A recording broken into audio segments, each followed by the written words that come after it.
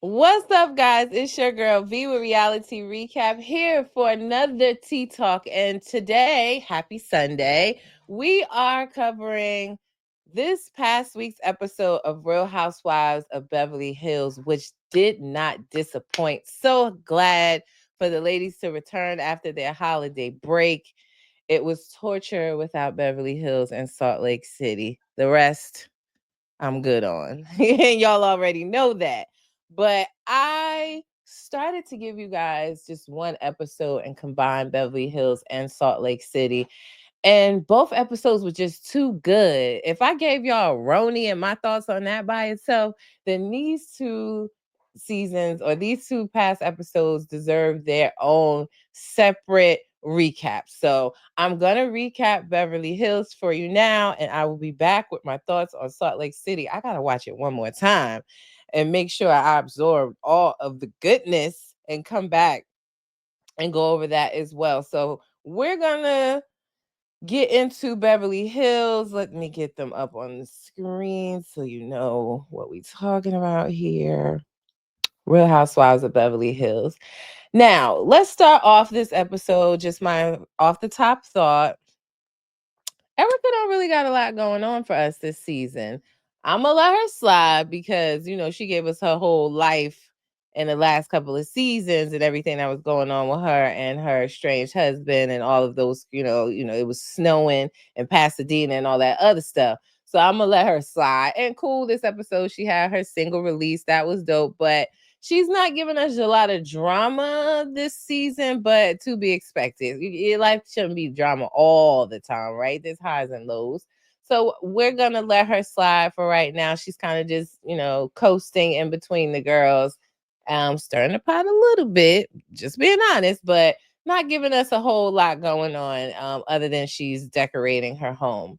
As far as who else do we want to talk about? I guess I could talk about Garcelle. Oh, I was about to call her Fancy because, we know her as Fancy if you watched the Jamie Foxx show growing up. But Garcelle, um, I'm proud of her. I'm proud of her and her beach home. I think it's so dope. Now there was some rumblings in the jungle on the internet that her beach house is not right on the beach. Those people saying that are probably looking out their window into a ditch. So I'm proud of her. She turned it into something amazing, a great oasis, something that her family can enjoy. It looked beautiful, and whether she is right on the beach or she has to walk across to the beach, a beach house is a beach house. I didn't see nobody saying that about Melissa Gorga or Teresa or Dolores, because yes, they have shore houses down the Jersey Shore, but were they on the beach? No. So we're talking about Garcelle out in, Malibu, the Beverly Hills, the Newport Beach area, wherever her home is.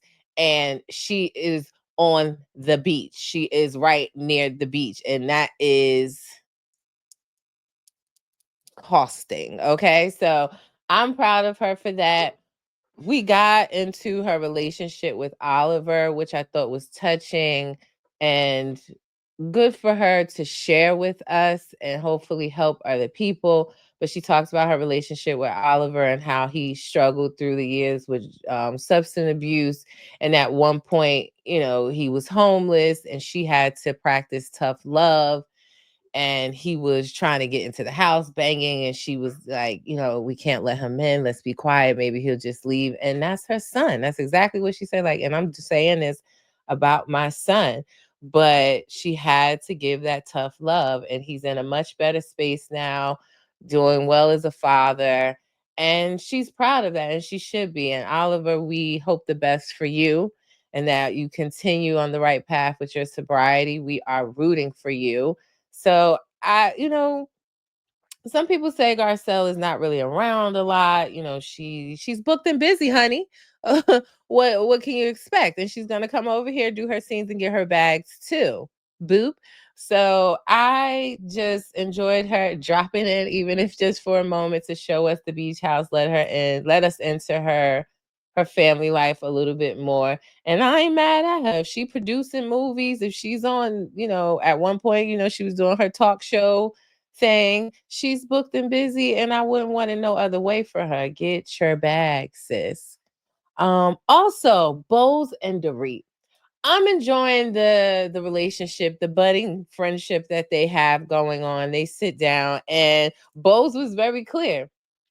Dorit loves to talk and she loves to listen. And she even said that, we saw Bose is dating a nice, handsome guy. And she said he calls her all the time, lets her know he's at the gym, how many reps he did. Yes, she loves all the details. So I'm not surprised that her and Dorit, because we know Dorit could be a talker, that their relationship is budding. And I'm feeling like it's a genuine friendship. I told you guys a few weeks back that although I liked them together and their friendship, that I was a little side eye-ish at Dorit because I didn't want her to develop this friendship just to be on some like, see, I'm not racist. I don't have any issue because of what her and Garcelle have gone through in the past with their relationship and her being called out for some of her actions and words towards Garcelle. So I'm starting to feel now that it is a genuine friendship, that Dorit looks at Bose as someone that she can lean on while going through her divorce, because none of these other women are being supportive, child. Besides Erica. I will say Erica seems supportive, but she's being someone she can lean on, she can talk to, that is not biased, that is not texting her estranged husband, and that she can offer her back sound advice. So I'm enjoying seeing their friendship. And Bose is kind of forming her own opinion on the group. She has some opinions about Sutton that I feel is spot on. That Sutton kind of did weaponize or use against Dorit what she's going through, and is kicking Dorit while she's down. I do feel that it's giving, just because you get $350,000 a month doesn't make you, it doesn't allow you to go around and thinking that you can talk to people any kind of way and say anything. It's giving, she thinks that she's above Dorit, that, and like I said, she could just say anything that she wants to say.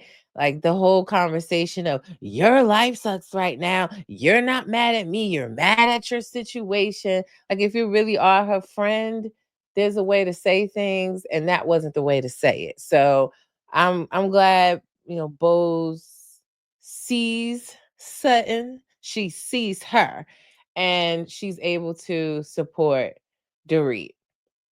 Um, we were at the Viper Room last night, which is legendary. I've never been to California, but I just know a lot of things about a lot of things, because in my mind, once I get to the level of richness that I pray for, there's so much I want to do, just because I have it all bookmarked on my Instagram. So we ended up at the Viper Room last night for Erica Jane's new song release called Domino. Was she performing the song, guys? Let me know in the comments. It felt like, I thought she was gonna get up there and give us the Erica Jane, pat the puss, pat the puss. But it was more so like the song was playing and she was just hyping up the crowd and telling them, clap your hands, put your hands in the air, wave around like you just don't care. It was giving more that vibe. So I was trying to figure out, is this a performance? Or maybe she was just, debuting the song. But I was a little confused. You guys let me know. But when we get to the Viper Room, Sutton pulls Bose aside and she's telling Bose, like, listen, you insulted me by saying that, I weaponized what Dorit is going through. And Bose she stood 10 toes down. She was very articulate. She didn't, read her for filth, but I know it's in her. But she said, yeah, that's pretty much what you did. You took a situation that you knew about that she's going through, and you jabbed her with it. It was rude. And she said, she threw a little compliment in there for Sutton, that, you know, um, you can be very articulate or you can be good with your words, but it can come off mean, like you're dangerous with your words. And Sun is trying to play like, oh, I'm not dangerous with my words. And she's basically wanting us to believe that Bose is one sided because she's forming a friendship with Dorit and not really getting to know her. And I don't know if Sutton really believes in her head that this is tough love or she's being honest, but that is not how you treat a friend. And I'm not really feeling Sutton this season. I really not. I mean, other than her trying to give advice to Kyle, who really needs it in my opinion. On She wants her to be smart about her decisions and her divorce and getting things in writing, because at the end of the day she is getting $350,000 a month for the rest of her life through her divorce. She might want to obtain her same lawyer. But as far as friendships with the group or with Dorit in general, she don't really like her. And it shows. So she's acting like I care about you and she's being honest. No, you're being rude. You're kicking her while she's down. So the ladies sit down after Erica's, I don't know what to call it. We're gonna just say song debut. They sit down and Dorit talks to Kyle about, listen, because we heard Dorit say in her conversation with Bose that, she had a 4-hour therapy session with PK. And that PK came in kind of guns blazing, ready for battle, and said to her, or said in the session of, this is why I don't want to be married to this woman. Now, before we get into the whole sit down and what happened at the Viper Room, I will say for me, and I think I've said it before, PK has a lot of resentment, it feels, towards Dorit. I think that at the beginning of their relationship, and I've said this before, that he was the money maker. He was bringing in the money. She was kind of just, he leads, she follows. Everywhere he went, she was there. He invested in Dorit, in my opinion, for her to be on this show, for her to be wearing labels from head to toe, everything Louis Vuitton, Balenciaga, really high fashion pieces, for her to gain popularity on this show. And now I don't know how much money he making managing Boy George. Anybody been to a Boy George concert lately? Heard a song from him? Download anything on iTunes? Let me know. But the roles have reversed, is what I'm trying to say. Where Dorit is on the show, she's popular, she's well known. She's a vet at it now. So she's been on enough seasons where I'm sure she's getting some good checks. And the dynamic in the home has changed, where maybe Dorit's looking at him like he needs to follow her lead, or how they've mentioned the conversation or the dialogue with each other is not pleasant. They talk down to each other. So he is harboring a lot of resentment. And again, that's just my feelings.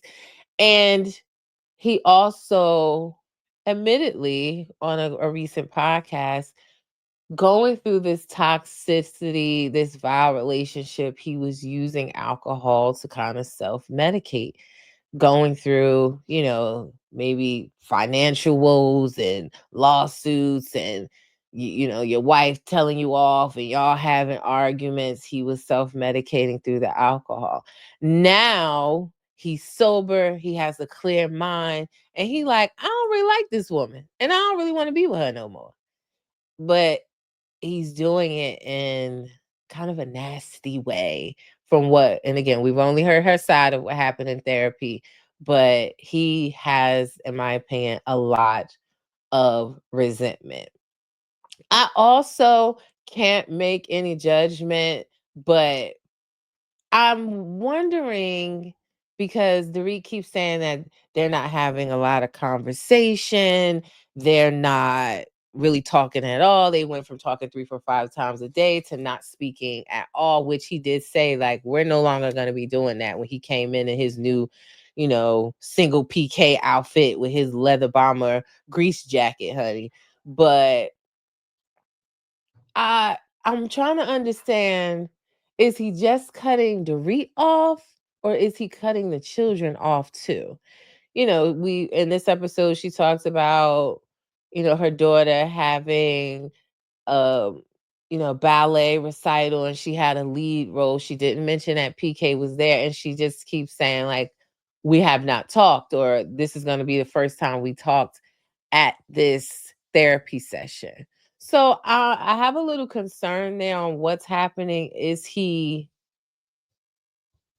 there for his children, or is he just cutting everybody off? I want to learn more about that through this season. I hope we do. And I hope he is, even though maybe they don't talk, there's a mediator in between them. There could be, something happening there where he still has a relationship with the kids. But I just find it really strange that she's saying, like, she doesn't speak to him at all. How do you do that when you have 2 young children? Like, me and my husband have an argument, we're not speaking. I'm like, damn, I need to ask him this about the kids, that about the kids, tell him this, they got this going on. Like, it's not easy to go days and days and days not speaking when you have young children together. It's just honestly damn near impossible. So I just had to get that thought out, but I'm very curious as to what's going on there. Now back to the Viper Room. We have Dorit ask Kyle, knowing she's just come out of this vicious therapy session. She's like, listen, PK is unhinged. He's erratic. I'm not sure what's really going on with him. So I want to know, are you having conversations with him? Because it got back to her. She didn't say this, but it got back to Dorit that PK texts and has conversations with Kyle. Who spread that around? Garcelle, being messy and nosy as she always does. But Kyle shared that with Garcelle. Garcelle shared that with Sutton, and here you go. Telephone game starts. So Kyle made it clear that it's only like exchange of memes and jokes. There's no depth to their conversation. They don't speak on, Dorit and PK's relationship and what's going on there.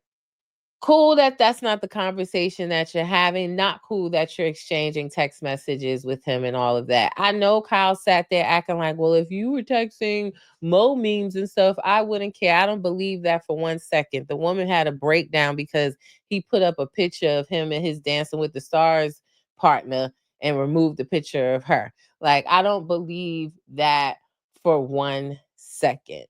Nor would I think Kyle like it if any of the women, like Garcelle said, was texting in any capacity, forwarding memes with Mo. I know I wouldn't like it. If any of my friends, whether my husband and I are together, estranged, breaking up or not, y'all better leave his DMs and his phone alone. If you got a meme, send it to me. I laugh at it for you. Don't reach out to my husband. So I felt like Kyle was trying to downplay it and not putting herself in Dorit's shoes and being honest about, you know what? I shouldn't be doing that. Now, she did apologize for it eventually, not before Sutton jumped in, which I found very interesting, being that she felt like Bowles jumped in for Dorit and using the word weaponizing, insulting her, yet you jump in the conversation and you want to start something. Knowing that Dorit is on 10 all the time, here comes Sutton, still trying to justify the comments that she made to Dorit. And Dorit saying, like, you're not really there for me. You want me to believe that after, and they showed the flashback where where Sutton is talking to Dorit and saying like, I know I've been where you've been. If you need anything, I'm here to help you. Then in a whole nother 360, here you are talking about, so your life sucks and you don't like it. That's what you mad at. You ain't mad at me. That's not how you talk to a friend. I don't know how many times I can say that in this episode, but that's not how you talk to a friend. And Dorit said, like, you want me to believe that you really there for me when you kicking me while I'm down? And she's like, and then Sutton gets upset, like, okay, well, fine. Then you don't have to reach out to me. We're not cool. We can just be cordial at the table. And that's it. Yeah, that's all you got to do. She don't want to be your friend. And you clearly don't want to be hers. So what you getting mad and upset about? Like, she's, what have I ever done to you ever? Like, bitch, are you dumb? You keep trying to play me in my face. You're playing in my face when I'm going through something life changing and heart wrenching. This is how you choose to show up for me. Are you dumb? I really am not feeling Sutton. I really am not feeling her. Like, maybe her and maybe the horse she brought last season ain't bringing her no peace, honey, because I am not here for it. So they get that out the way, and Kyle say, like, can we get back to the conversation we were having? And she says, I apologize. I won't do that anymore.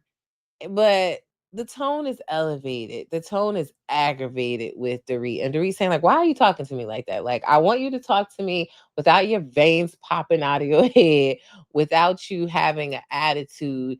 And Kyle is like, well, I apologize. What else do you want me to say? Whoop. And Dorit comes back and she says, I want you. She leans in.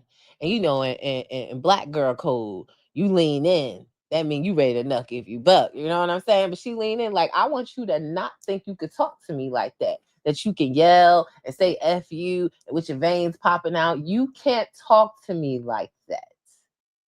And I think it's clear Dorit is not, she ain't taking no shit from nobody. She took it long enough. And she said that when she was sitting down with Erica. Like, I think people have mistaken my kindness for weakness. And she's at her boiling point. She's going through a divorce or whatever, a separation, a husband acting like he can't stand her. As a group of women, everybody should be rallying around her and supporting her. Yet they are like kind of trying to kick her. Not all of them, not Erica, not Bose. And Garcelle's kind of minding her business, even though her and Dorit have never had the best of relationship. She's just minding her business in the situation and adding commentary and like she did in the conversation last week with with Camille. And so wow, she's added her commentary. But Kyle Sutton, I don't know what angle they're at trying to provide support, because that's not the support that Dorit was trying to provide to Kyle past season. She was trying to be there for her, yet Kyle wouldn't let her in because she was too busy trying to keep under wraps what the hell, whatever the hell was going on with Morgan, that she wasn't allowing her friend in. And I, listening to Carlos King podcast, he said something that resonated with me, where he said, you know what? He thinks that Dorit thought the world of her relationship with Kyle and thought they were close. And he doesn't feel like Kyle felt the same way. That it was just an on camera relationship. It wasn't that deep for her. And I kind of agree with that, where it does seem like Dorit thought more of their friendship than Kyle did. But then also, I do feel like maybe Kyle did think a lot of the relationship, yet she got so much she trying to keep under wraps with Morgan, and who knows what's going on with Kesha, because nobody was thinking anything going on with Kesha, girl. Like, okay, you know her, you met her, and now y'all hanging out, and she's talking like, well, let the rumors begin. Yeah, she's a musician and we're friends. Like, you put that in the group chat. I wasn't thinking that. But now that you say it, you are coming off as like this rich old man that's just reaching out to musicians that you want to sleep with. Now that's how it's coming off because you said that. but I personally wasn't thinking that. So, at the end of the day, it's to be continued with the conversation with Calendary. I can't wait. It was an explosive episode. I am in the conflicts with Dorit and Kyle. I am Team Dorit. Again, that doesn't mean that I'm a stand. And if the tables turn, if Dorit does something that I don't like, I'm gonna speak on that. But right now, how this situation goes, I am Team Dorit. I'm not here for the texting of anybody's husband in any capacity. I am Team Dorit with her beef with Sutton. Sutton needs to work on her delivery if she's really somebody's friend and stop acting like she's above someone. Like, I don't like that. But I am here for Bose and Dorit's budding for friendship. I'm still enjoying getting to know Bose. She put up a cryptic message this week about ending something that's been a part of her life for the past year. I'm hoping that it's not this show and that she's not quitting. Um, Maybe it's another business venture. So I'm hoping that that's not the case, but I'm really enjoying getting to know Bose. I think she's a great, fresh, fun, fresh eyes on the situation with these girls that have been, in this bubble of this show for such a long time. And also, we learned that Bose lost her beach home in the fires. So prayers out to her. She mentioned that she put her blood, sweat, and tears into that home and getting it, and it burned to the ground. It was kind of her sanctuary, the same as Garcelle with her beach home, for her family, for her peace, and again her sanctuary. So prayers out to Bose and anyone else affected by the fires that's happening out in California. It just looks devastating. If you can donate in any way, please do. I put that in my story this week a couple of times. So, prayers out to everyone out there. But the girls are delivering. These are my top two housewives shows right now. It's definitely Salt Lake City and Beverly Hills. Episode did not disappoint. I cannot wait for next week's episode. You know that I will have a sneak peek for you, honey.